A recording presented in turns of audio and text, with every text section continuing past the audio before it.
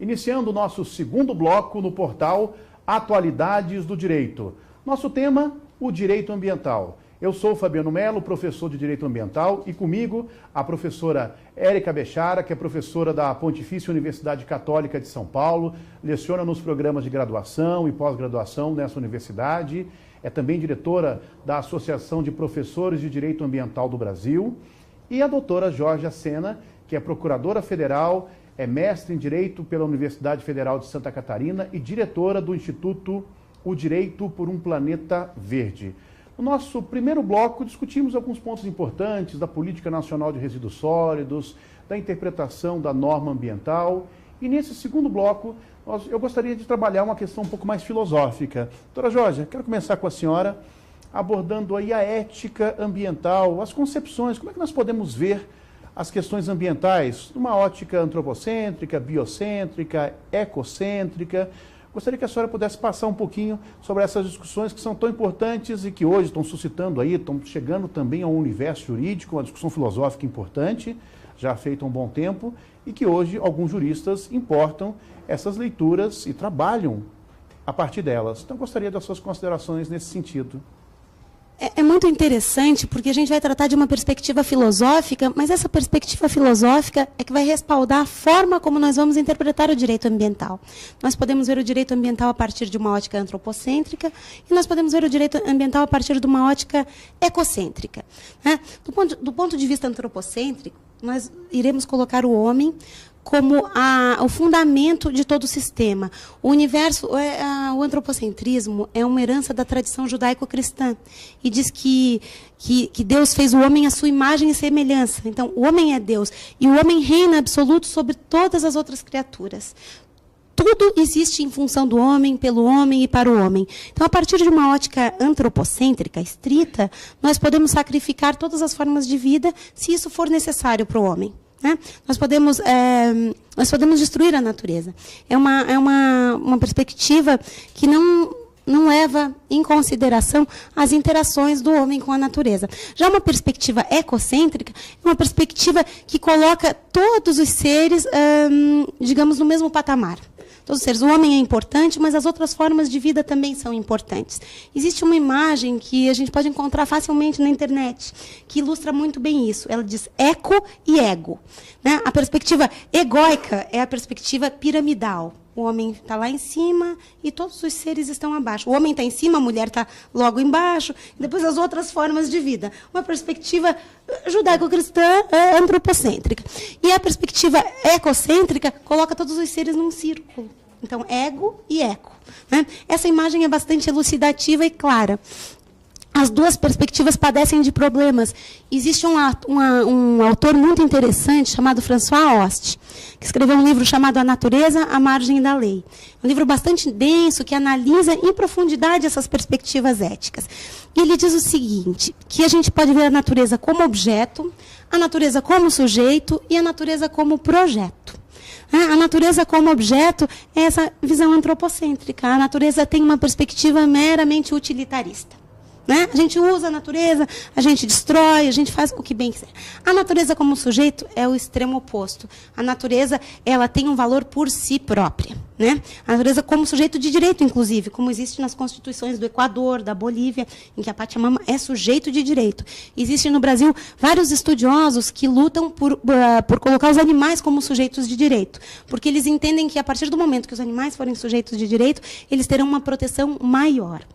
E existe uma perspectiva intermediária, que seria a perspectiva da natureza como projeto. Essa perspectiva, a natureza é levada em consideração, ela não é vista numa perspectiva estritamente utilitarista. Mas o homem vai ser fator fundamental para instrumentalizar esse projeto. Não é?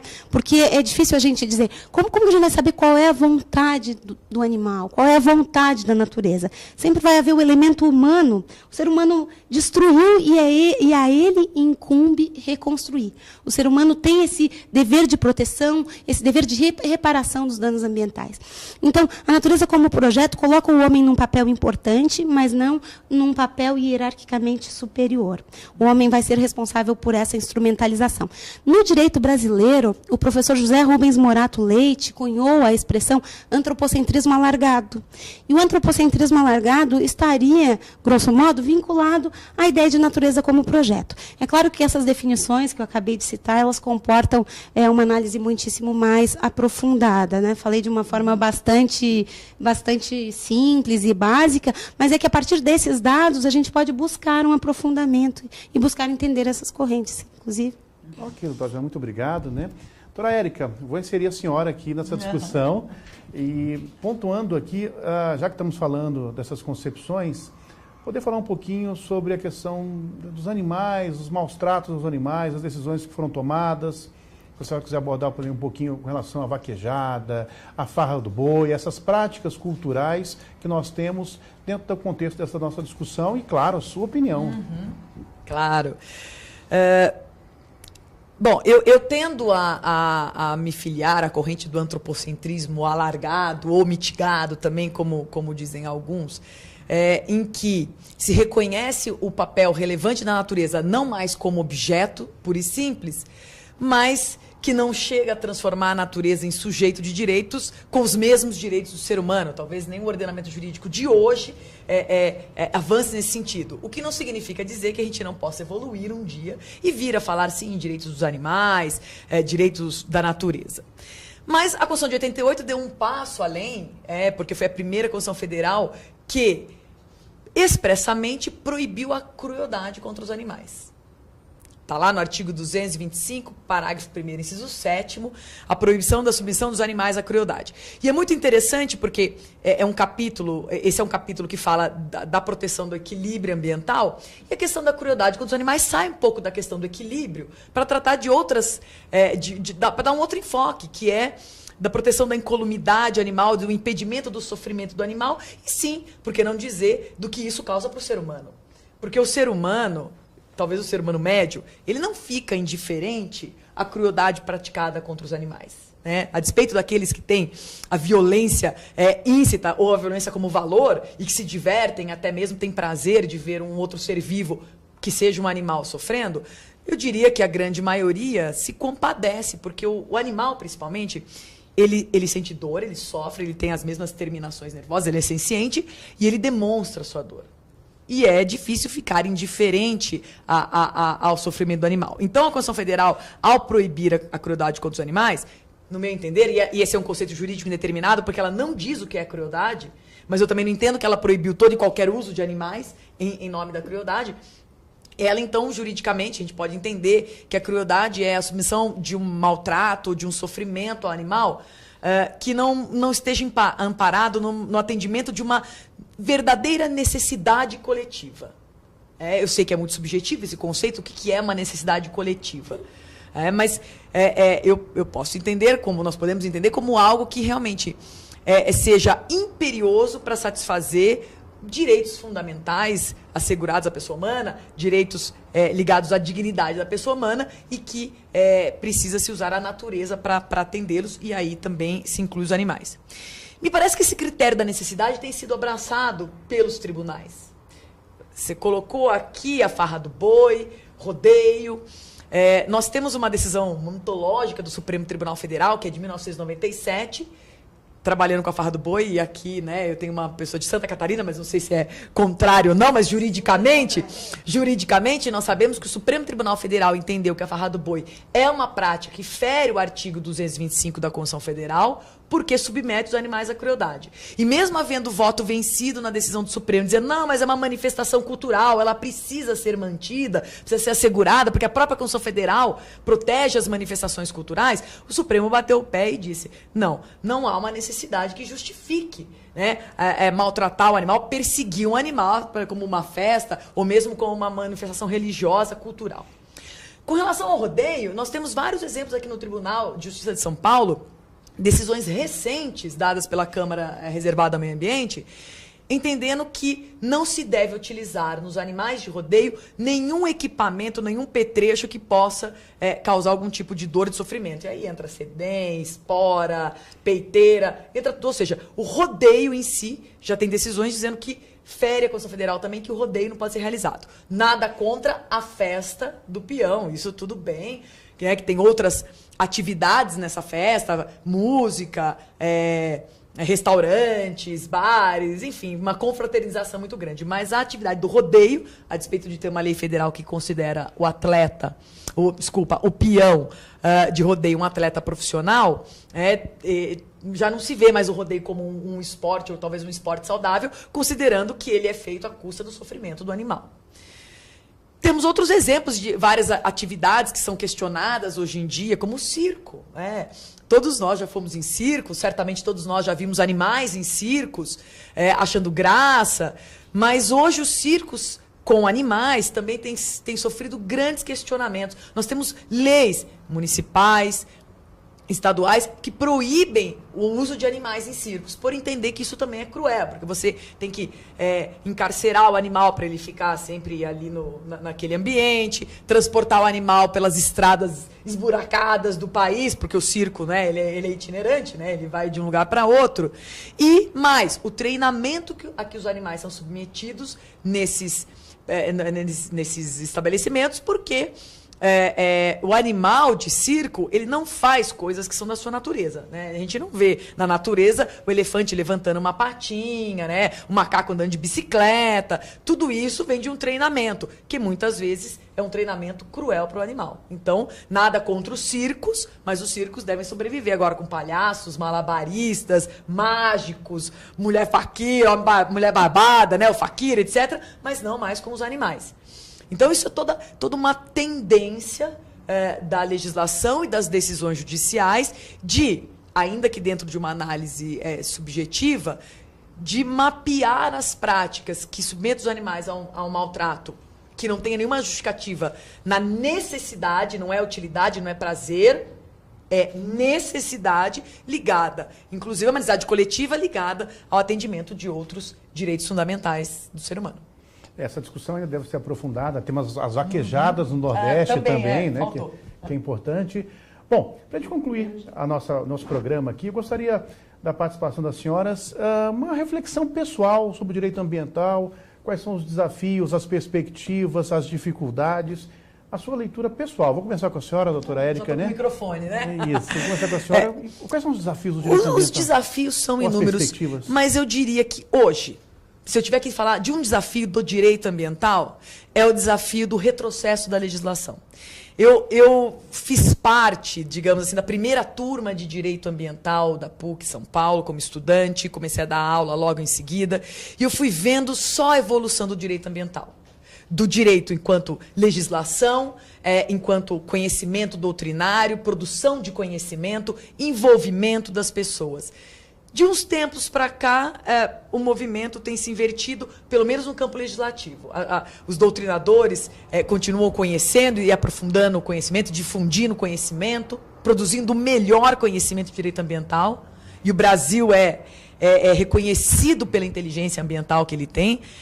Mas, na legislação, eu tenho visto assim, um movimento quase que inverso, porque a legislação brasileira ambiental sempre foi considerada uma das mais avançadas do mundo. E eu usando como exemplo o Código Florestal, que foi aprovado em 2012, mas uma série de outras normas que parece que estão querendo diminuir essa proteção. Então, isso seria o maior desafio, impedir a perda ou o retrocesso ambiental de tudo que nós conquistamos aqui, né, a duras penas. Ok, muito obrigado, doutora Érica. Obrigada. Doutora Georgia, a pergunta vai no mesmo sentido. Perspectivas, desafios, qual a sua leitura do direito ambiental do hoje e para o futuro, claro? Eu penso que hoje nós estamos num período negro do direito ambiental, não poderíamos estar pior. Né? Toda a legislação ambiental vem sendo alvo de retrocesso, toda ela. Nós não poderíamos, penso realmente que a configuração do Congresso Nacional atual não permite nenhum avanço em termos de direito ambiental. Então, o papel é nosso. Nós, juristas, temos que promover uma interpretação da legislação ambiental que permita a ampliação da proteção e da salvaguarda do meio ambiente. O papel é nosso. Nós temos que construir uma interpretação mais protetiva. Para contrabalançar, é preciso um recrudescimento da jurisprudência para contrabalançar essa flexibilização da legislação. E eu gostaria de contar uma história que se aplica ao direito ambiental. Ela se refere aos direitos autorais, mas ela se aplica ao direito ambiental. Ela é contada por um constitucionalista norte-americano chamado Lawrence Lessig. Ele é ativista na causa dos direitos autorais. Ele escreveu essa história num livro chamado Cultura Livre. Ele conta essa história, não escreveu, né? Porque essa história ele viveu. Bom, é o seguinte, a Constituição americana ela proíbe proteção perpétua dos direitos autorais. Mas por conta da possibilidade do Mickey Mouse cair em domínio público, o Congresso americano foi prorrogando a proteção dos direitos autorais de uma forma quase perpétua, para que o Mickey Mouse nunca caísse no domínio público. Então, Lawrence Lessig ficou muito preocupado, porque havia muitos filmes preciosíssimos, cujos direitos autorais não podiam ser identificados e que já teriam caído no domínio público. Mas era preciso, para digitalizar esses filmes de uma forma muito barata e conseguir recuperar esses filmes que estavam apodrecendo nas prateleiras. Nós poderíamos recuperar todos esses filmes se os direitos autorais fossem liberados. Mas só que não se poderia correr o risco de o detentor de um direito autoral processar pela recuperação. Então, ele preocupado com a cultura norte-americana, muitos livros que apodreceriam nas estantes, muitos filmes que poderiam ser recuperados, mas não seriam por conta do risco de sofrer um processo judicial pelos direitos autorais, ele conseguiu levar essa causa à Suprema Corte Americana. Nós que conhecemos o direito constitucional americano sabemos como é difícil levar uma causa à Suprema Corte Americana. E foi um feito incrível. Ele conseguiu que esse assunto fosse analisado. Ele consultou vários escritórios de advocacia dos Estados Unidos para que o sabatinassem, para que explicassem para ele como que eu vou argumentar perante a Suprema Corte, como que eu vou fazer uma sustentação oral perante a Suprema Corte. E deram várias sugestões para ele, e ele optou por uma argumentação formal. Ele disse, não, eu vou fazer uma argumentação lógica, coerente, jurídica e formal, estritamente formal, demonstrando a inconstitucionalidade desse dispositivo. E ele perdeu na Suprema Corte. Depois ele faz um meia-culpa. Ele diz que se ele tivesse usado paixão para argumentar, ele teria ganho aquela causa. Que ele optou por um argumento racional. Ele pensou que um argumento racional fosse persuadir a Suprema Corte. E ele viu que não. Que se ele tivesse demonstrado cabalmente o dano que decorreria da extensão dos direitos autorais para toda a cultura norte-americana, todos os filmes que eles iriam perder, todos os livros que seriam perdidos, tudo por conta da possibilidade de um processo por direito autoral, né? E ele disse, olha, se eu tivesse usado a paixão na argumentação, e eu acho que isso, nesse momento tão duro para o direito autoral, para o direito ambiental brasileiro, o que nos falta é paixão. Acho que nós precisamos argumentar com paixão, nós precisamos convencer. Eu sou advogada, procuradora federal, nós precisamos argumentar com paixão. Nós precisamos mostrar para aqueles que têm capacidade de decidir o dano que decorre de uma interpretação formalista, fria da lei. Essa é a minha opinião. Obrigado, doutora Jorge, pelas considerações inspiradoras nesse final aqui. Agradecer a doutora Érica e a doutora Jorge que estiveram conosco. E a você, nosso assinante, muito obrigado pela sua participação e aguardo você em um próximo programa no Atualidades do Direito.